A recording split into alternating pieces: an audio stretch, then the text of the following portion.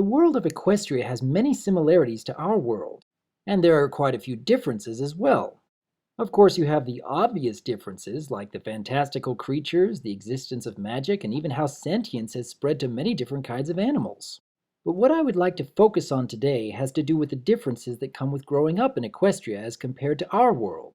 We can see that young ponies attend school just as young children do in our world. We see them learning about history, taking part in field trips, and even having career days where fillies bring in a family member to talk about the kind of jobs they have had growing up. Certainly quite a few similarities to what we remember from our days at elementary school. But there also seem to be some vast differences, a few of which are much more subtle than others. The concept of a cutie mark is the very first lesson being taught when we first see Apple Bloom taking part in school. The cutie mark seems to have a great deal of focus in equestrian society. Young ponies are encouraged or even expected to discover what their special talent is at a young age. And when some pony does get their cutie mark, it is a cause for joy and celebration in the community. However, from what little we have seen about schooling in Equestria, it seems to be quite different from our world.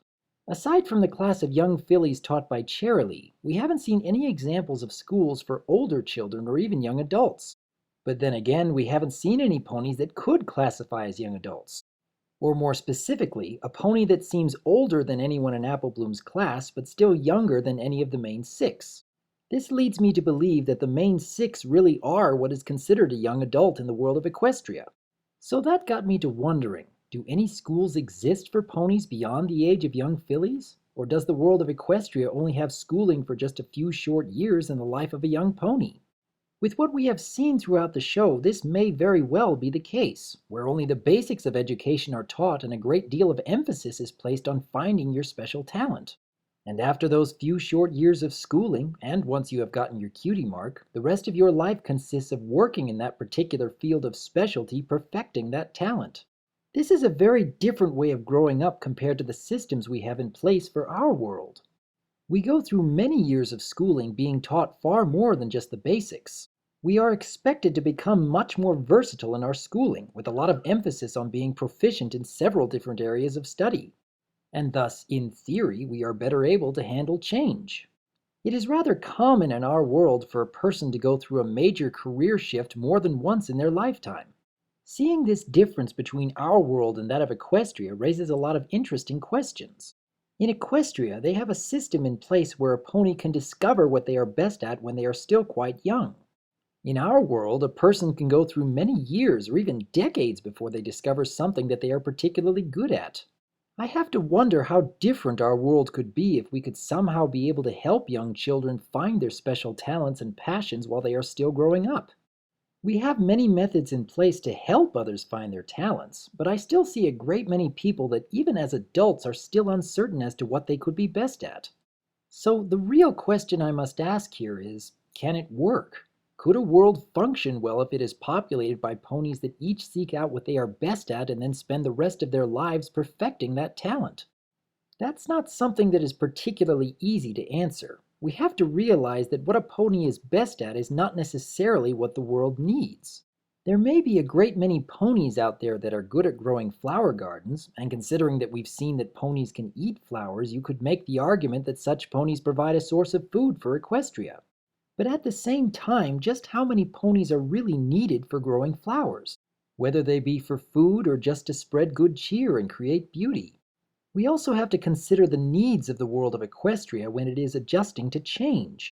When we look back into the history of Equestria before the royal sisters came to power, we see that the ponies were living in an age that seems very similar to the feudal age in our world. Technology would have been rather limited, and pony families would be working their hardest just for the barest necessities for sustaining life. When you compare that to the lives that ponies seem to have in the modern age, there is far more to go around.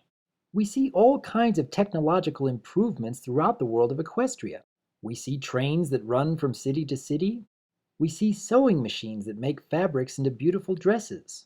We see newspapers being made with printing presses and cameras to take pictures. The world of Equestria seems to be on the brink of an industrial revolution. But in order for all of these technological marvels to have ever existed in Equestria, there would have needed to be ponies with incredible ingenuity and creativity. If all the ponies throughout Equestria only focused on their special talent throughout their lives, then it may have been enough to keep the status quo, but I don't believe it would have been enough to create these marvelous technologies and bring Equestria into a new age. In order for that to happen, there would have needed to be ponies like Twilight Sparkle. Her cutie mark shows us her talent in magic, which allows her to do far more with her spells than most other unicorns. And she does spend a great deal of her time developing that talent. However, Twilight also shows us that she has interest in a broad range of subjects, not just with magic. Twilight has expanded her horizons beyond just her special talent, becoming much more versatile than most ponies we see. She has a drive to keep improving upon herself and reach greater heights. And thus, she is the kind of pony that is given wondrous opportunities to change the world because of her actions.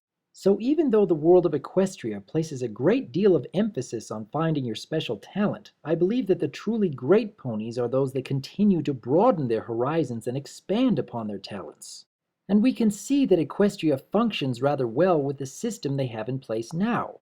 Even though ponies can certainly live happy lives when they discover their special talent and spend the rest of their days perfecting that talent, there still needs to be ponies who are willing to reach beyond their cutie marks. After all, change is inevitable. Growth is optional. The world will continue to change, whether ponies want it to or not. So, the only way that equestrian society can grow is dependent upon ponies who are willing to go beyond their cutie marks. Now, going back to the question of can it work? Given the fact that equestrian society places a lot of emphasis on the cutie marks, young ponies are encouraged from an early age to start developing their special talent.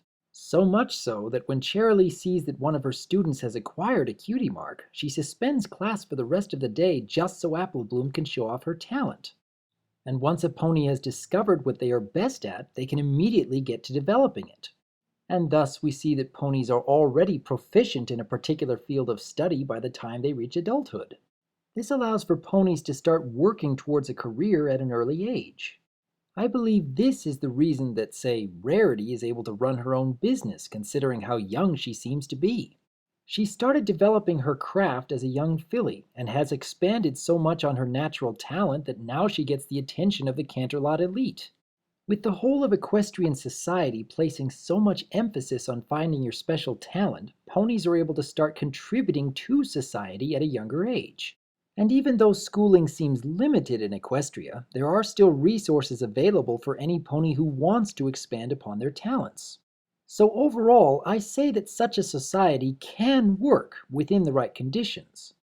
First off, if a large percentage of the population all find their special talent in one particular field, then that would lead to an overabundance of workers in one area and perhaps less than enough workers that are needed in many other areas. And secondly, in order for that society to improve upon itself and not just maintain the status quo, there would need to be ponies like Twilight Sparkle. Ponies who learn many different subjects and excel in improving upon themselves. Only then would technological and other such improvements come into existence. What do you think? Is Equestria a model for higher society, or do the negatives outweigh the positives? Do you think that it is better to focus on only what you are best at, or is it better to become more versatile and thus more able to adapt to change? I would like to hear your thoughts on equestrian society, and perhaps we can think of ways to improve upon our methods for learning. I am Dr. Wolf, and I look forward to hearing from you.